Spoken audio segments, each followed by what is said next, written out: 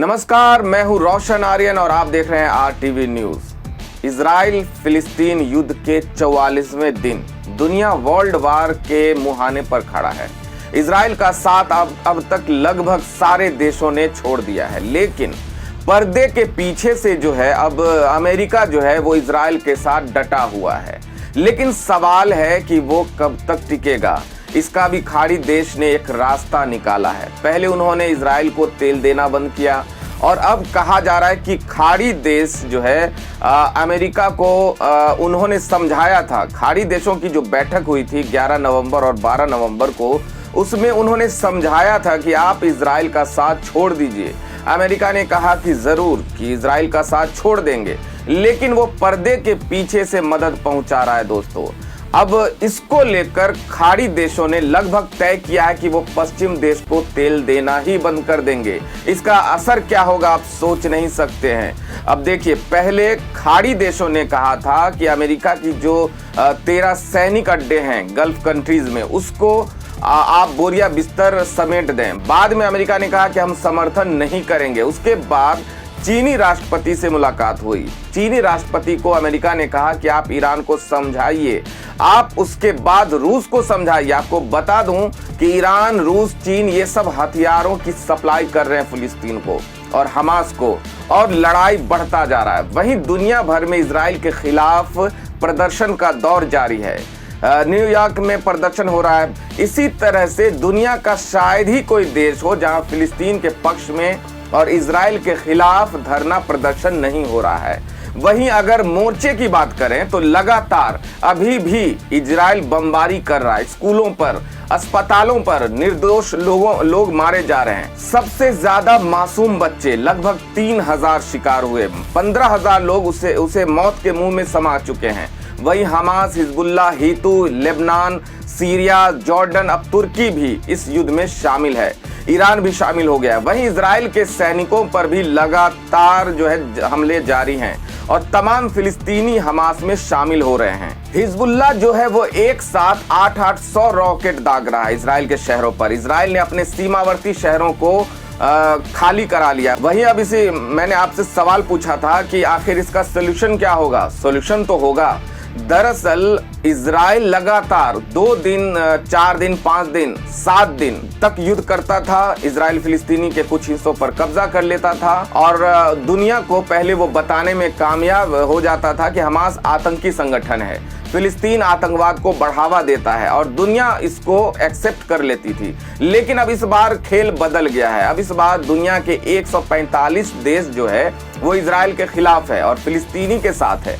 United nation में 2 बार जो है वोटिंग हो चुकी है। इससे साफ है कि भारत ने दूसरी बार मदद पहुंचाई है। रूस मदद कर रहा है, चीन मदद कर रहा है, नॉर्थ कोरिया मदद कर रहा है। तो इससे पहले कभी फिलिस्तीन को जो है इतना समर्थन नहीं मिला था, और ये बात फिलिस्तीनियों को पता है, और हमास को भी इतना समर्थन नहीं मिला था। और हर फिलिस्तीनी जो है अपने आप को हमास कह रहा है। आम लोग भी इस युद्ध में शामिल हो रहे हैं। चूंकि हथियारों की कमी नहीं है और सोशल मीडिया की वजह से खेल हो गया कि इजराइल के जो जितने दुष्कर्म थे, जितने पाप थे, जितने कि उसने जेनोसाइड किए थे, वो सब दुनिया के सामने आ गया। और इसकी वजह से जो है इजराइल अब खुद एक आतंकी देश बन गया। जी हाँ दोस्तों, यहाँ तक कि दुनिया के अमीर शख्सों में से एक, और ट्विटर जिसे अब एक्स कहा जाता है, उसके मालिक एलन मस्क ने कहा कि यहूदी जो है वो अश्वेतों पर हमला कर रहे हैं। सोचिए, वो कह रहे हैं कि यहूदियों को बिना पासपोर्ट, वीजा, लाइसेंस के वो दुनिया भर में फैल रहे हैं। इसको लेकर अब जंग तेज हो गई है दोस्तों। देखिए, लगातार जो इजराइल के नाम पर जो यहूदी का जो मसला है वो तूल पकड़ता जा रहा है। हिटलर ने भी इसी तरह से यहूदियों पर हमला किया था और अब वही बेंजामिन नेतन्याहू कर रहे हैं। तो नस्लवाद को लेकर भी आरोप लग रहा है। लेकिन एलन मस्क के कहने से बातों से साफ लगता है, उन्होंने अपने एक्स पर लिखा है कि कोई भी जेनोसाइड का वीडियो हम इस पर प्रसारित नहीं होने देंगे।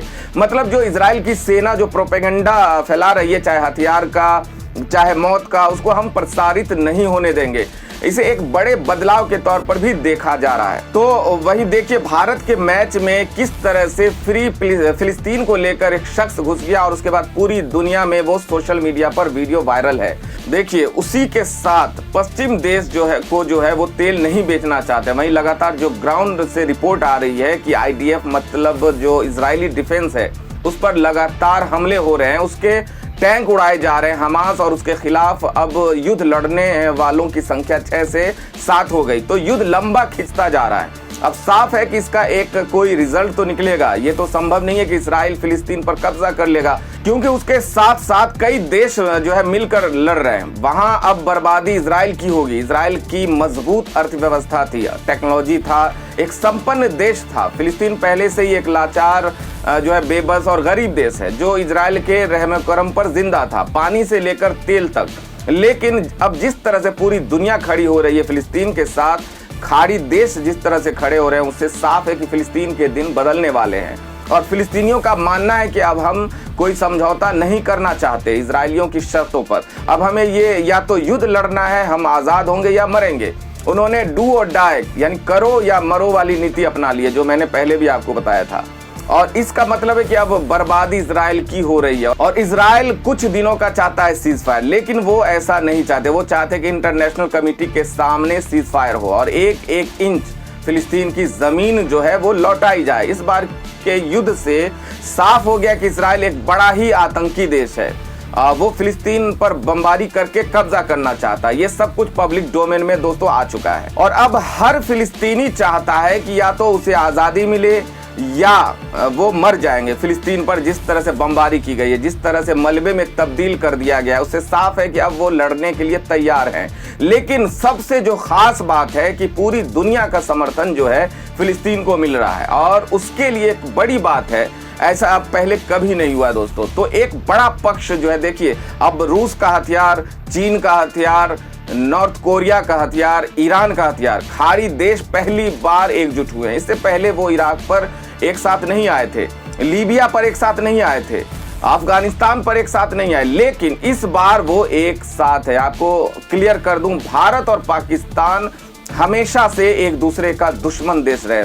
पाकिस्तान हमेशा से आतंकवाद को पनाह देता रहा है, इन्फिल्ट्रेशन करवाता रहा है, घुसपैठ करवाता रहा है। भारत ने हर बार मुंह तोड़ जवाब दिया है पाकिस्तान में, कई बार घुस के भी हमला किया आतंकवादियों पर, लेकिन आज तक खाड़ी देश ने कभी पाकिस्तान का पक्ष नहीं लिया। भले अमेरिका लेता रहा हो, क्योंकि खाड़ी देश कभी भी आतंकवाद का समर्थन जो है में खड़ा नहीं होता है। भारत के साथ उसके अच्छे संबंध रहे, और इस बार पहली बार फिलिस्तीन के साथ पूरा खाड़ी देश, और इसलिए ये भी नहीं कह सकते कि सिर्फ मुस्लिम होने की वजह से फिलिस्तीनियों के साथ खड़ा है, क्योंकि हिंदू और मुस्लिम की बात हो तो पाकिस्तान भी मुस्लिम देश है, लेकिन उसके साथ खाड़ी देश कभी खड़ा नहीं रहा। इसका मतलब है कि खाड़ी देश सच के साथ खड़ा है, और भारत भी फिलिस्तीन के साथ खड़ा है। वहीं चीन जो है उसके मंसूबे साफ हैं, वो चाहता है कि बड़ा मार्केट पर कब्जा किया जाए। तो ये जो है तमाम अपडेट्स आ रहे हैं, वो इजराइल और फिलिस्तीन उसकी वजह से हो रहा है। और दुनिया के जो एशियन देश है, खासकर उसमें भी फिलिस्तीन का समर्थन है।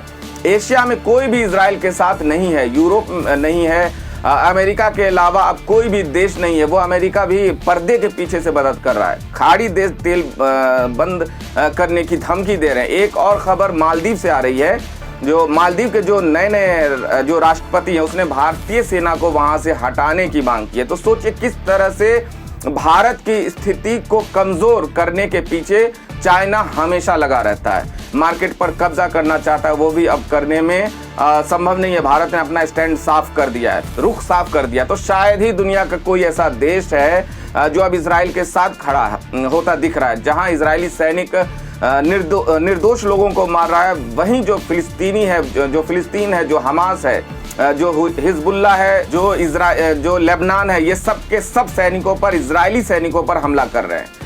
वही इजराइल का ये प्रोपेगेंडा भी फेल हो रहा है। अस्पतालों में हथियार हैं और हम अस्पताल में दवाइयाँ पहुंचा रहे हैं, ये सब कुछ सोशल मीडिया की वजह से फेल हो रहा है, फ्लॉप हो रहा है। तो इजराइल पूरी तरह से युद्ध के 43वें 44वें दिन जो है बेनकाब हो गया है, और फिलिस्तीनियों ने तय किया है कि या तो हमें पूरी आज़ादी चाहिए या हम इस युद्ध में शहीद होंगे। गोरिल्ला युद्ध में बहुत मुश्किल होगी दोस्तों, इतिहास गवाह है।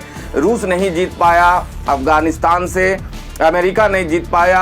आप बमबारी करके आम लोगों को मार सकते हैं, लेकिन कब्जा करने के लिए तो आपको ग्राउंड पर जाके लड़ना पड़ेगा। और जैसे इजरायली फौज ग्राउंड पर जा रही है, वो सबसे ज्यादा हताहत हो रही है, सबसे ज्यादा जो है इजरायली फौजी मारे जा रहे हैं। तो 43-44वें दिन भी युद्ध जारी है, लेकिन सबसे बड़ा अपडेट है कि हिजबुल्लाह, हूती, हमास के साथ सीरिया, ईरान, जॉर्डन, तुर्की भी लड़ रहे हैं। तो ये सबसे बड़ी बात है। और हमास, हूती, हिजबुल्लाह को हथियारों की सप्लाई जो है रूस, चीन, नॉर्थ कोरिया और ईरान से हो रहा है, जिसकी वजह से उसको बल मिला है और अब इजराइल चारों तरफ से घिर गया है। दोस्तों, ये सारी बात, ये सारी सच्चाई गोदी मीडिया, नेशनल मीडिया आपको नहीं दिखाएगी। तो हमारा ये प्रयास, हमारा ये रिपोर्ट कैसा लगा, आप अपनी प्रतिक्रिया, अपनी राय हमें कमेंट करके जरूर बताइएगा। वीडियो को लाइक और शेयर भी जरूर कर दीजिएगा, शेयर जरूर कीजिएगा दोस्तों, जिससे कि दुनिया को सच्चाई पता चल सके। देश दुनिया की तमाम बड़ी खबरों को जानने के लिए चैनल को भी सब्सक्राइब जरूर कर लीजिए। शुक्रिया।